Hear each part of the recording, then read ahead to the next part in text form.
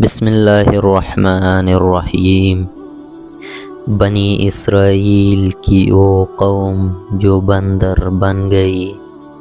یہ واقعہ حضرت داؤد علیہ السلام کے عہد میں پیش آیا، جب ایک قبیلے نے قوم بنی اسرائیل سے علیحدہ ہو کر دریا کے کنارے پر اپنے رہنے کے لیے مکان بنا لیے اور وہی آباد ہو گئی۔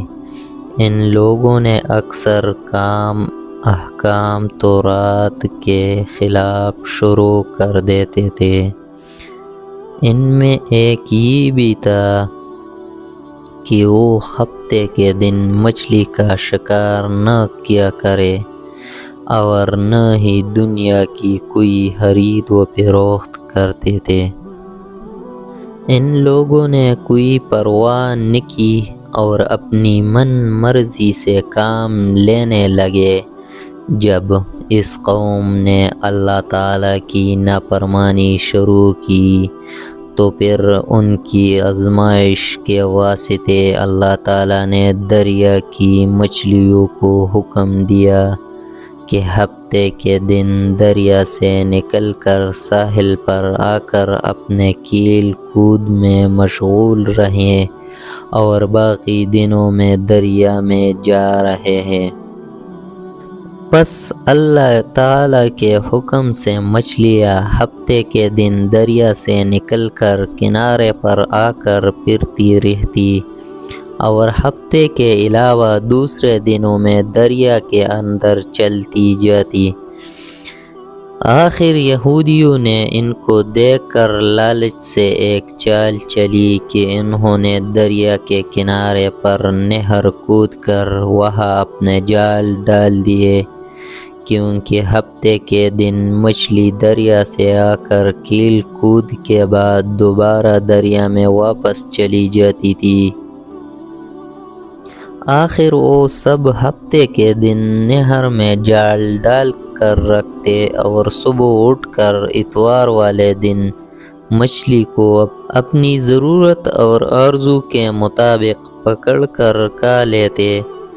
اپنی بڑی دانشمندی سے کام لے کر اللہ کو چمکا دینا چاہ رہے تھے، لیکن اللہ تو ان کے تدبیروں سے خوب آگاہ تھا کہ وہ جیسا کر رہے تھے وہ اپنے لیے عذاب الہی کو دعوت دے رہے تھے۔ ان لوگوں میں 3 فرقے بن گئی۔ ایک تو ان میں وہ لوگ تھے جو شکار کرتے تھے، دوسرے لوگ وہ تھے جو باز آ گئے تھے اور دوسروں کو نافرمانی سے برابر منع کرتے رہے تھے، اور تیسرے وہ تھے جو منع کرنے سے تک گئے تھے اور منع کرنا چھوڑ دیا تھا۔